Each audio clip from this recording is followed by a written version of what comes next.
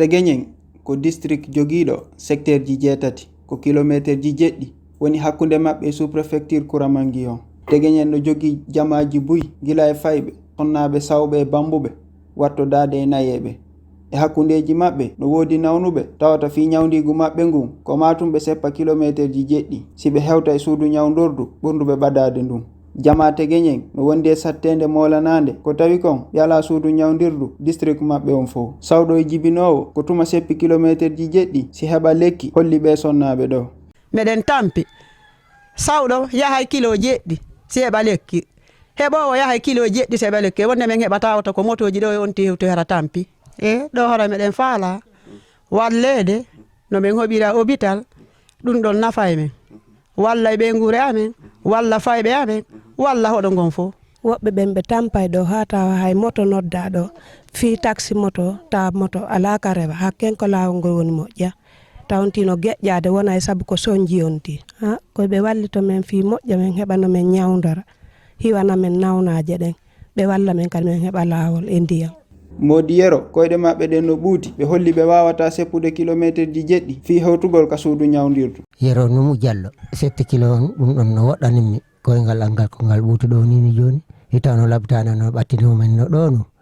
ɗum ɗo wawno laɓide mi yaha ɓa haray woɗɗanalan kono no wawata seppude 7 kilo fi yagol ɗaɓɓoygol lekki kalsi mi ala kalsi ɓiɓɓan fof no woɗɗitilan haray ko labtanon ko waɗete ɗo kon haray miɗo tori Allah yallah o newno haray labtanon si waɗama ɗo haray no hawrani min de min fof minen ɗo on fof haray no hawrani no wela men ɗo haray miɗo tori Allah o lan ɗon koyo Allah wallu wallito ɗon onon kadi ko ɗum ɗo woni ton. Ko haɓɓugol ɓoggi rondo nawnuɗo on naɓamo ka suudu ñawdirdu si wiye ɗum ko moto wattudade e laawol kanarol nde ɓe hewta wuren hara woɓɓe ɓen fatike. Mais wawi wasde santé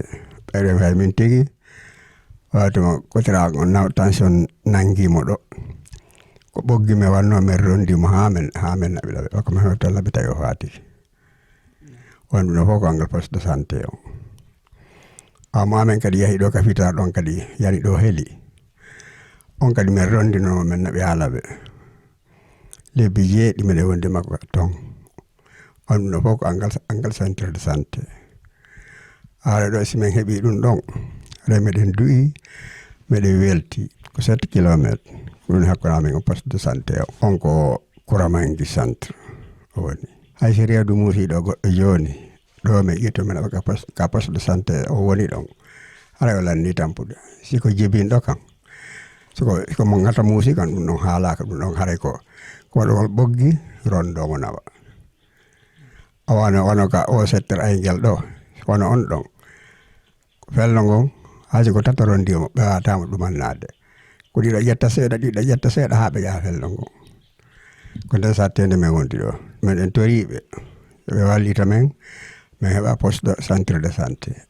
ɗum meɗen hatton jini e ɗum ɗon moko ba e peyko cellal ko ngalu ngu fanda fewndo ka fewndi ɗo wonugol e nokkure ka suudu ñawdirdu ala no wondi e sattede moolanande. wala no wonɗen tinirde ni haray kaɓe ceernoɓe dari no towni junggoɗa teɗen on no ittiri ɗon haray en anditinayi kadi koye hoore laawol janol laawol momin hendi information mum himo yeehi ha hewto e laarewel haray on yi ɓeeɗa kañum kadi kaɓe dari ɓe towni juuɗe maɓɓe ɗen ɗon kañum kadi teɗen on no ittiri telen ɗon awa haray wala ɗa kadi o yi ka binde lekkum o yi ɓen ceernoɓe dariɓe ɗon kañum kadi ɓe towni sokeje maɓɓe ɗen ɗiɗi ɗon kadi terrain on ko ɗon ittiri haray no won ɗon yirde ni wala terrain on o yi ngol lawol ka otowal ngal dari ɗon haray telen ɗon kañum kadi ko ɗo woni ko terrain on ittiri ɗum noon ko terrain eɓɓaɗo ko fewti fi e labtane on si allahu lan ɗon jaaɓi ɗen tori Allah yo allahu lan ɗon newinan en joni en jokkitoto programme ji ɗi